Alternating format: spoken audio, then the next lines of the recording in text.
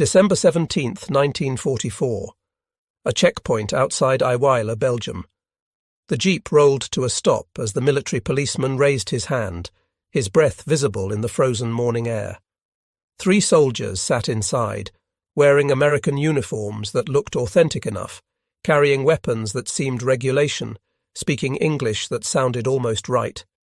But Sergeant William Creel had been warned about something impossible, something that contradicted everything he knew about warfare and honor. German soldiers might be operating behind American lines, dressed as American troops, speaking American words. He asked for the password. The men hesitated. He asked again. Their English faltered. Then Creel noticed the Sten guns, British weapons that no American patrol would carry. Within minutes, the 3 men were in custody. Under their olive-drab uniforms, they wore German field grey.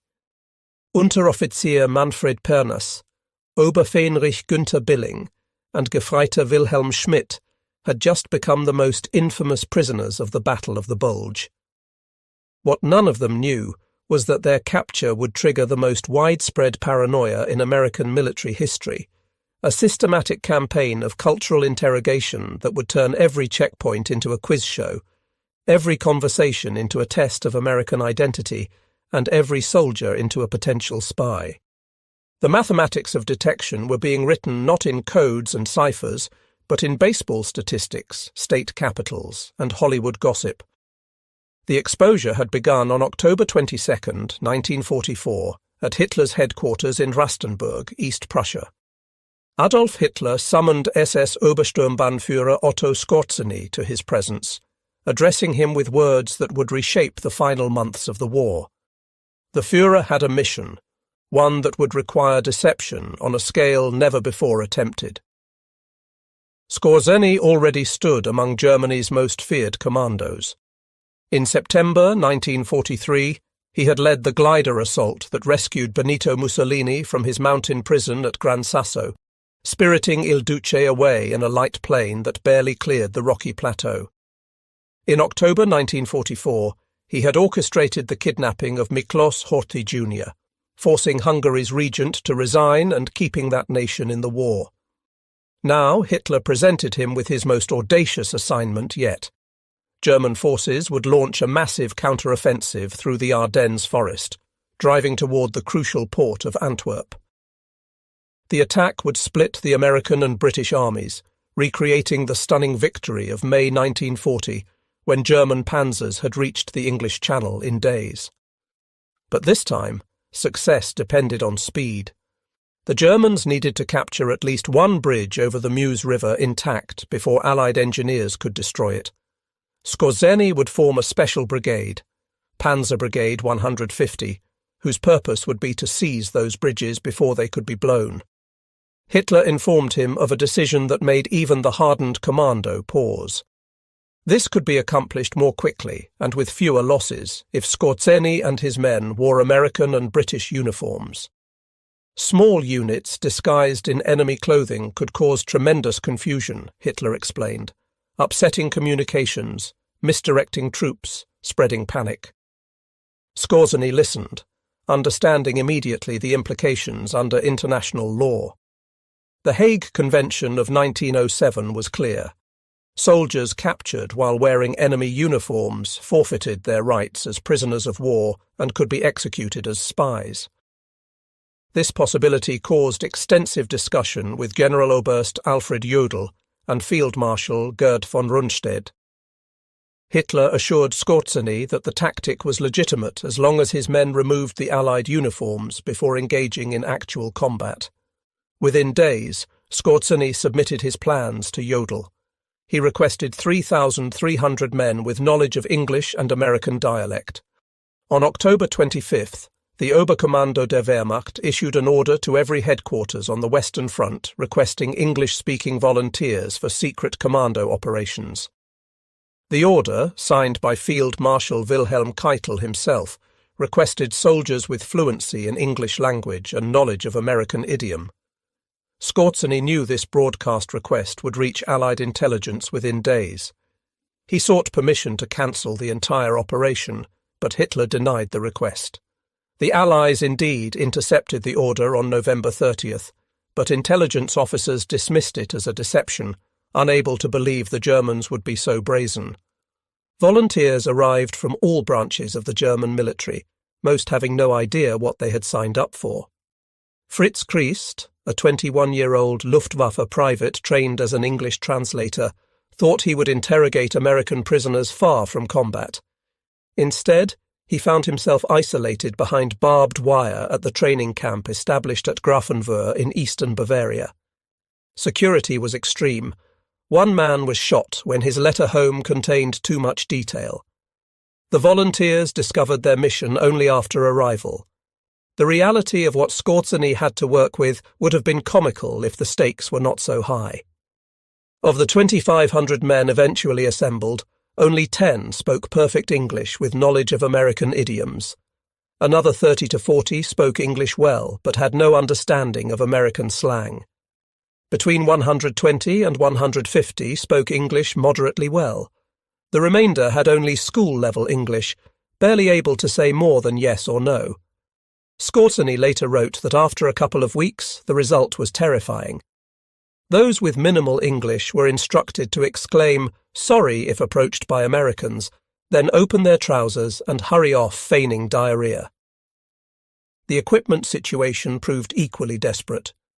OB West was asked to procure 15 Sherman tanks, 20 armoured cars, 20 self-propelled guns, 100 jeeps, 40 motorcycles, 120 trucks, and sufficient British and American uniforms. The delivery fell catastrophically short of requirements. Only 2 Sherman tanks arrived, both in poor condition, with one breaking down almost immediately. Instead of the requested American armour, Skorzeny received 5 Panther tanks, 6 armoured cars, 6 armoured personnel carriers, and 5 Sturmgeschütz assault guns, all German. The Panthers were disguised with sheet metal cladding, olive drab paint, and White Star insignia. Skorzeny himself admitted they would fool only very young American troops seeing them from very far away at night. The uniform situation was worse. Many were British, Polish, or Russian uniforms. Some were summer issue despite the December offensive date. Others bore bloodstains or POW markings. Units across Germany, confused by the request, sent whatever they could find. The brigade was flooded with Polish and Russian equipment from units that had no understanding of the operation's purpose. Skorzeny managed to acquire enough authentic American uniforms and weapons for only the commando teams. The best English speakers were formed into a special unit designated Einheit Stielau, named after SS Captain Ernst Stielau, who would lead them. These teams received intensive training despite the compressed timeline. They studied the organization of the American Army, learning badges of rank, military customs, and drill procedures. Some were sent to POW camps at Küstrin and Limburg to practice their English with captured American soldiers. They watched American movies to perfect accents and learn current slang. They memorized American brand names, sports teams, popular songs, and Hollywood stars. The commandos practiced walking like Americans, smoking like Americans, even chewing gum like Americans. The missions were divided into 3 categories. Demolition squads of 5 to 6 men would destroy bridges, ammunition dumps, and fuel stores. Reconnaissance patrols of 3 to 4 men would scout both sides of the Meuse River, passing on false orders to American units they encountered, reversing road signs, removing minefield warnings, and cordoning off roads with warnings of non-existent mines. Lead commando units would work with attacking German forces, cutting telephone wires, destroying radio stations, and issuing false orders. The commandos knew the risks. If captured in American uniform, execution was virtually certain. But there was another danger. In the chaos of battle, they might be shot by their own side if German troops mistook them for actual Americans. For identification, they would use specific signals. Vehicles would display a small yellow triangle. Tanks would maintain specific gun positions. Soldiers would wear coloured scarves beneath their uniforms. On December 14th, Panzer Brigade 150 assembled near Bad Münstereifel. On the afternoon of December 16th, they moved out, advancing behind 3 attacking panzer divisions. The plan called for Skorzeny's disguised forces to move around the spearhead divisions once they reached the high fens, then race ahead to capture the Meuse bridges. The operation depended entirely on the rapid advance of the 1st SS Panzer Division commanded by Joachim Peiper. If Peiper's armoured spearhead broke through quickly, Skorzeny's disguised troops could slip through in the confusion and reach the bridges before American engineers destroyed them. December 16, 1944, began before dawn. Through the dark forests of the Ardennes, more than 200,000 German troops launched Hitler's last great offensive in the West. The initial assault achieved complete surprise. American forces, thinly spread across an 80-mile front, faced overwhelming numbers. 4 inexperienced or battle-weary American divisions confronted 30 German divisions supported by nearly 1,000 tanks. The German artillery barrage shattered the frozen morning. Searchlights bounced off low clouds to illuminate the battlefield. Infantry advanced through the snow-covered forests. Panzers rumbled forward on narrow roads. For the first hours, everything proceeded according to plan. The Einheitsstierlau teams infiltrated in the confusion. Dressed in American uniforms, driving captured jeeps, they slipped through the chaos of the American withdrawal. One team drove directly into an American-held town, scouted all defences, then on their way out redirected an American convoy of armour and supplies to the wrong road. 2 other teams successfully misdirected Allied convoys, adding to the general confusion. They cut telephone wires, removed road signs, spread false rumours of German breakthrough deeper than actual penetrations. But on December 17th, reality destroyed the operation's prospects. The 1st SS Panzer Division failed to reach its objectives on schedule. Fierce American resistance at Elsenborn Ridge denied the Germans the northern roads they needed. At St. Vith, American defenders fought ferociously, delaying the German timetable by nearly a week. The rapid breakthrough that Operation Greif required never materialized. Skorzeny realized that same day that his mission's original aims were doomed. He attended a staff conference at 6th Panzer Army headquarters and suggested his brigade be used as a conventional unit. The request was approved. Panzer Brigade 150 was ordered to assemble south of Malmedy and report to the 1st SS Panzer Division. But the commando teams were already behind American lines. Some successfully completed their missions. Others were captured when they failed password challenges, when nervous American soldiers noticed British weapons or German boots, when their English failed under pressure, when they could not answer simple questions about American culture. The capture near Eiweil on December 17th of Pernas, Billing and Schmidt created the panic that would define the operation's real impact. During interrogation, Schmidt made a statement that electrified Allied intelligence. He claimed their mission was part of a larger operation to infiltrate Supreme Headquarters' Allied Expeditionary Force and capture or kill General Dwight Eisenhower himself. Whether Schmidt believed this rumour or was spreading deliberate disinformation remains unclear. No evidence has ever confirmed such a plan existed. The actual mission was to capture bridges over the Meuse River. But the statement had immediate consequences. Within hours, security around Eisenhower was dramatically increased. The Supreme Commander found himself virtually imprisoned in his headquarters at Versailles, surrounded by guards who checked everyone entering the building. Eisenhower was reportedly furious at the confinement, especially when it extended through Christmas.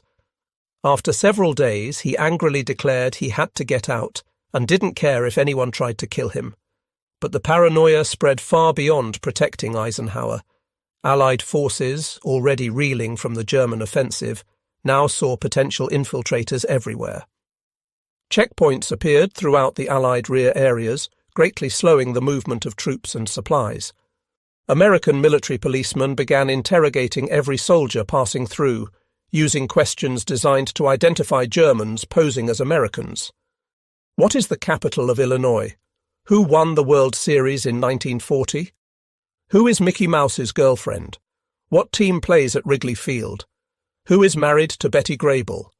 Where does the guard stand in a football formation? Who is Frank Sinatra? What is the name of the president's dog? The questions ranged from state geography to baseball statistics, to Hollywood gossip to American slang.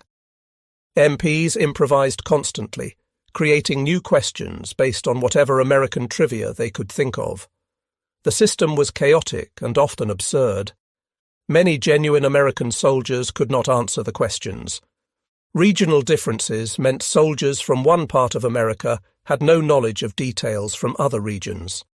Educational differences meant some Americans never learned state capitals or followed baseball. The checkpoints created numerous problems. General Omar Bradley was detained when he correctly identified Springfield as the capital of Illinois, but the MP believed it was Chicago and held him until his identity could be verified.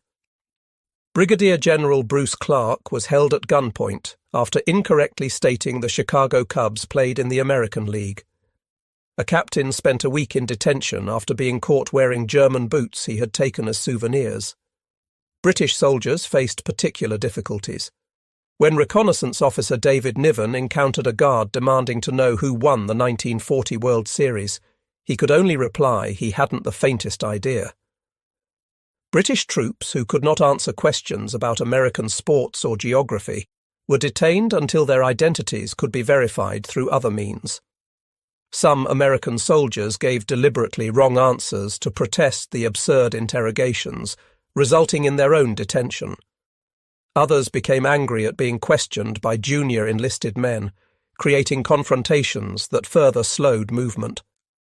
The paranoia affected military operations significantly. Troop movements that should have taken hours required days, as every vehicle was stopped and every occupant questioned. Supply convoys sat idle at checkpoints while drivers attempted to prove their American identity. Units rushing to reinforce threatened sectors were delayed by repeated interrogations. Commanders found their orders questioned by subordinates who suspected everyone might be a German infiltrator. The psychological impact on German infiltrators was severe. Those still behind American lines found themselves unable to move freely. The cultural questions exposed their preparations' inadequacies. They had studied military procedures, learned rank insignia, memorized American Army organization, but they had not anticipated interrogations about baseball statistics or Hollywood marriages or regional slang. Some infiltrators attempted to avoid checkpoints entirely, travelling cross-country or through forests. This made them more conspicuous to American patrols. Others tried to bluff through checkpoints, offering excuses for why they could not answer questions. Few succeeded. Between December 16th and December 31st, American forces captured 23 members of Operation Greif. 16 were captured in December 1944. The team leader, Gunther Schultz, was captured later and tried in May 1945. Each captured infiltrator faced military trial. The legal situation was clear under international law. Article 23 of the Hague Convention concerning land warfare specifically forbade improper use of enemy military insignia and uniform. Soldiers captured wearing enemy uniforms while conducting military operations could be tried as spies rather than treated as prisoners of war. The first trial began at Henri-Chapelle on December 21st. Pernas, Billing and Schmidt faced charges of violating the laws of war by wearing American uniforms while conducting military operations. The evidence was overwhelming. They had been captured in American uniforms with American weapons, carrying American identification, but wearing German field grey underneath. The trial was swift. All three were convicted and sentenced to death by firing squad. On December 23, 1944, 2 days before Christmas, the sentences were carried out. American military police led the three Germans to the execution site. Captain J. Iser of the 633rd Medical Clearing Station pinned white paper targets over their hearts. Schmidt's glasses were removed. The prisoners were blindfolded. Military police formed the firing squad. Billing shouted, "Long live our Führer Adolf Hitler," at the moment of execution. The rifles fired. All 3 men died instantly. Their bodies were cut down, carried away, and buried. Eventually they would be interred at the German military cemetery at Lommel, Belgium, where they rest today alongside more than 39,000 other German war dead. 13 additional Operation Greif participants were tried and executed at either Henri-Chapelle or Huy between December 21st and December 31st. Wilhelm Weisenfeld, Manfred Brony, Hans Reich, Arno Krause, Günther Schiltz, Erhard Miegel, Horst Görlich, Norbert Pollack, Rolf Benjamin Meyer, Hans Witzak, Otto Struller, Alfred Franz, and Antoni Morzuk all faced firing squads. Each execution followed military trial. Each trial found the defendants guilty of violating the Hague Convention.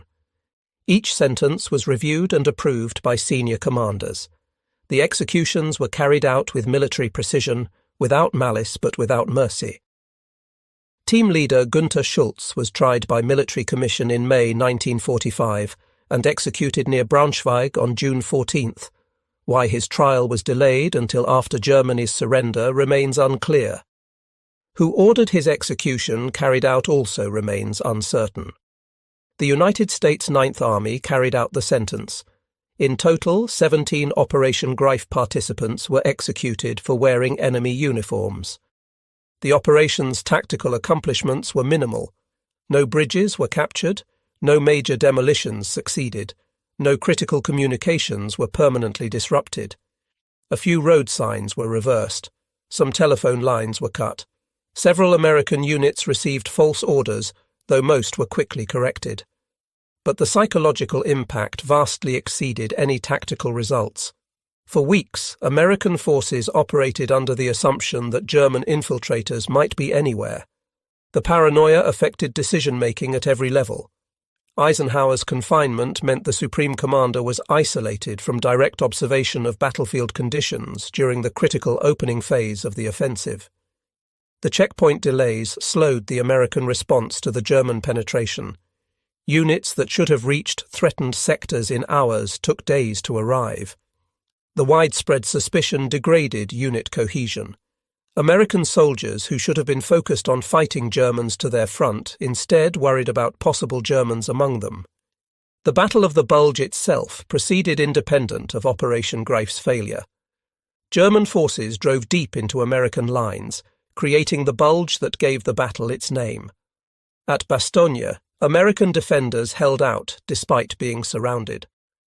On December 22nd, when German officers delivered a surrender ultimatum, Acting Commander Brigadier General Anthony McAuliffe responded with a single typed word that became legendary.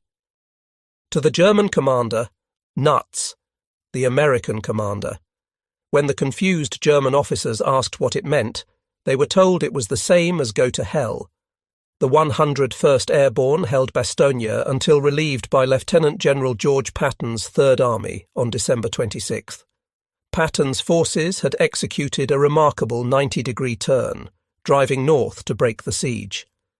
By early January, Allied counterattacks had eliminated the Bulge and restored the front lines.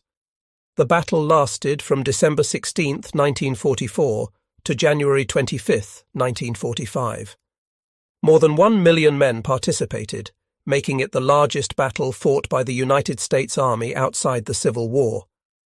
American casualties exceeded 80,000, including 19,000 killed and 23,000 captured. German casualties were similar, but Germany could not replace those losses.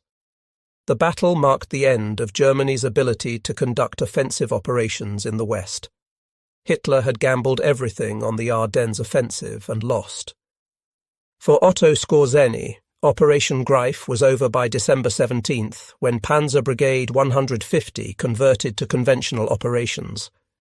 On December 21st, the brigade attempted to capture Malmedy but was repulsed after several assaults. Skorzeny was wounded by artillery shrapnel near Ligneville. He recovered and continued serving until Germany's surrender.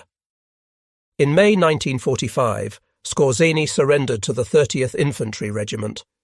He spent 2 years in custody awaiting trial. At the Dachau trials in 1947, Skorzeny and 9 officers of Panzer Brigade 150 faced charges of improperly using American uniforms by entering combat disguised and treacherously firing upon American forces. They were also charged with wrongfully obtaining American uniforms and Red Cross parcels from POW camps. Skorzeny's defense rested on a crucial distinction. His men had been ordered to remove American uniforms before engaging in actual combat.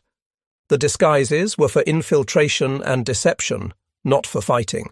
A surprise defence witness proved decisive. FFE Yo Thomas, a former British Special Operations executive agent, testified that Allied forces had used identical tactics. He had personally worn German uniforms behind enemy lines during missions in France. The military tribunal drew a clear distinction between using enemy uniforms during combat and using them for deception. It could not be proven that Skorzeny had ordered his men to fight while wearing American uniforms. The tribunal acquitted all defendants. The verdict was controversial. 17 of Skorzeny's men had been executed for the same actions for which he was acquitted. The difference appeared to be timing and evidence. The men executed in December 1944 had been captured in American uniforms. Skorzeny, tried in 1947, could demonstrate his orders prohibited combat while disguised.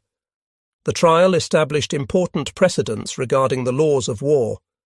Using enemy uniforms for deception was ruled a legitimate ruse de guerre, provided combatants removed the disguises before engaging in combat. This distinction would influence interpretation of international law for decades. Skorzeny did not remain in custody long. In 1948, he escaped from an internment camp in Darmstadt. Former SS officers disguised as American military police facilitated his escape. Some historians speculate American intelligence may have tacitly allowed or even assisted the escape, though no evidence confirms this. Skorzeny spent time hiding on a Bavarian farm, then in Salzburg and Paris, eventually settling in Spain. He worked as a military advisor to Egyptian President Gamal Abdel Nasser. Skorzeny died of cancer on July 5, 1975, in Madrid, at age 67. He never expressed regret for Operation Greif or any other wartime actions. The checkpoint interrogations became part of American military folklore. The questions about baseball and Hollywood, state capitals and movie stars became symbols of how cultural identity served as a security tool during the crisis. The improvised system, however chaotic, proved effective at exposing infiltrators whose language training could not replicate the casual cultural knowledge that Americans absorbed naturally from childhood. Being American involved more than speaking English or wearing the right uniform. It involved shared cultural experiences, common references, collective memories that could not be adequately taught to foreigners in weeks of training. This cultural cohesion, often taken for granted, proved to be a national security asset when tested by enemy infiltrators. The 17 men executed for Operation Greif are remembered today primarily through military cemeteries and historical accounts. Their graves at Lommel are maintained with the same care as those of soldiers who died in conventional combat. The cemetery makes no distinction between those executed as spies and those killed in battle. All are German war dead. Manfred Pernas was 23 years old at execution. Günther Billing, 21, remained a convinced Nazi to his final moment. Wilhelm Schmidt, 24, faced death with quiet resignation. Each was someone's son, perhaps someone's brother. Each had made choices that led to that frozen morning in Belgium, to those posts, to those blindfolds, to those rifles. Operation Greif's legacy extended beyond its tactical failure. The operation demonstrated that special operations cannot compensate for conventional military failure. Skorzeny's infiltrators could not capture bridges if Piper's panzers never reached them. No amount of deception and confusion could substitute for the breakthrough that never occurred. Yet the operation succeeded in creating disruption, far exceeding what the actual infiltrators accomplished. The mere possibility of infiltration created panic affecting hundreds of thousands of soldiers. This gap between perception and reality became a key lesson in modern strategic thinking about psychological warfare. The Battle of the Bulge ended in late January 1945. Allied forces resumed their advance toward Germany. Within 4 months, the Third Reich collapsed. Hitler committed suicide in his Berlin bunker. Germany surrendered unconditionally on May 8, 1945. The 17 executed Operation Greif participants were already in their graves. Their war ended violently on Belgian soil far from home. Their operation had failed in its tactical objectives, but succeeded in creating confusion and fear that hampered Allied operations during the critical opening phase of the battle. British Prime Minister Winston Churchill, speaking to Parliament on January 18, 1945, while the battle still raged, declared it undoubtedly the greatest American battle of the war, and will, I believe, be regarded as an ever-famous American victory. Churchill explicitly noted that Americans had engaged 30 to 40 men for every British soldier engaged, emphasizing that this was fundamentally an American battle and an American victory.